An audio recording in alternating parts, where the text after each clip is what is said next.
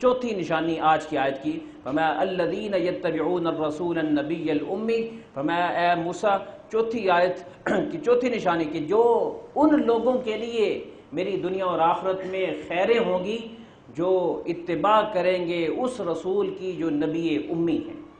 حالانکہ نبی علیہ السلام اس وقت نہیں ہیں جی، اس وقت بتایا جا رہا ہے، اور نبی علیہ السلام کے دور کے یہودیوں کو یہ آیت سنائی جا رہی ہے کہ الذی یجدونہ مکتوبا عندہم فی التوراۃ والانجیل، ان سے کہیں کہ اپنی تورات انجیل کو پڑھیں، اس میں میرے نبی کی نشانیاں پڑھیں، موجود ہے۔ تو پہلی بات اتباع کرتے ہیں۔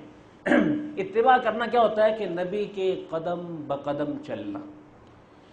ایک ہوتی ہے نبی علیہ السلام کا ایک حق ہے، حق عظمت، کہ آپ کی عظمت کی باتیں کرنا، یہ بھی ایک حق ہے۔ نبی علیہ السلام کا ایک حق ہے حق محبت، کہ نبی علیہ السلام سے محبت کی باتیں کرنا، یہ بھی آپ کا حق ہے۔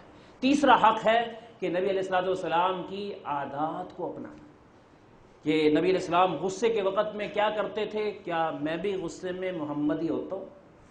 نبی علیہ السلام دسترخوان پہ بیٹھتے تھے تو کس طرح بیٹھتے تھے، کیا میں بھی ویسے بیٹھتا ہوں؟ نبی علیہ السلام کا بیوی کے ساتھ کیا برتاؤ تھا، کیا میرا بھی ویسا برتاؤ؟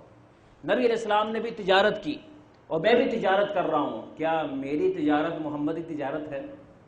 نبی علیہ السلام نے دنیا کو کتنی محبت دی اور ہم دنیا کو کتنی محبت دے رہے ہیں، کیا میری عادتیں ملتی جلتی؟ تو یہ ہے الذین یتبعون، جو اتباع کرتے ہیں الرسول، رسول کی، النبی، نبی کی، دو لفظ کٹھے آ گئے یہاں، رسول بھی نبی بھی۔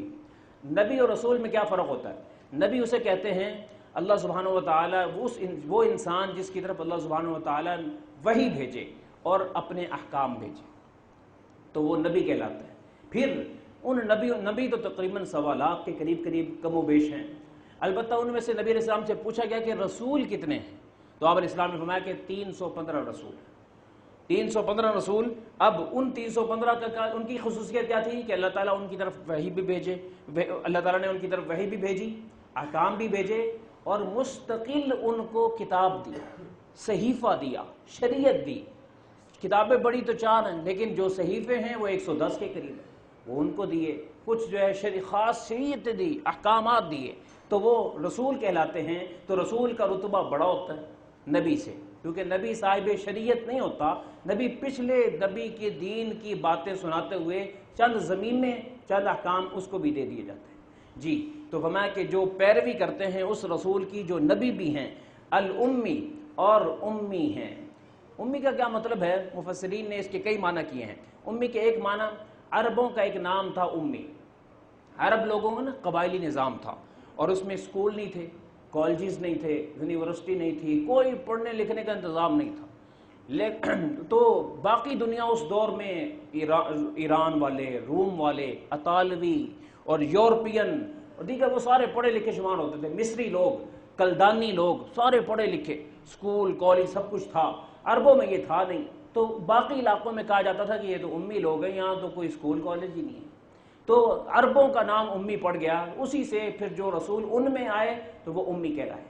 دوسرا معنی علماء نے لکھا کہ امی اس وجہ سے کہ امی منسوب ہے کی طرف، کہ جو جیسے ماں کے پیٹ سے دنیا میں آئے جس نے کچھ پڑھا نہ ہو، تو نبی علیہ السلام کا ایک لقب امی اس لیے بھی ہے کہ آپ علیہ السلام کو اللہ تعالیٰ نے کسی انسان سے کچھ پڑھنے نہیں دی، فرمایا کہ تیرا استاد میں ہوں، وہ میرا شاگرد تو جی۔ تو امی دنیا سے کچھ نہیں سیکھا، دنیا کو سکھایا ہے، دنیا کو سکھایا ہے، لیکن دنیا سے سیکھا کچھ نہیں۔ کیسا کمال کا انسان ہے کہ کسی سے نہیں پڑھا، دنیا چھان مارو، استاذ ملتا کوئی نہیں، اور چراغ لے کے ڈھونڈو، سارے انہی کے شاگرد نظر آئے، حتیٰ کہ یورپ کی جو لیبارٹریز ہیں وہاں بھی انہی کی حدیثیں اور ان کی قرآن کی آیتوں کے تحت میں ریسرچ ہوتی ہے کہ قرآن کہتا ہے وَمِن كُلِّ شَيْءٍ خَلَقْنَا زَوْجَيْنِ لَعَلَّكُمْ تَذَكَّرُونَ، قرآن کہتا ہے ہر چیز کا ہم نے جوڑا بنایا ہے۔ اللہ ہمیں توفیق عطا فرمائے۔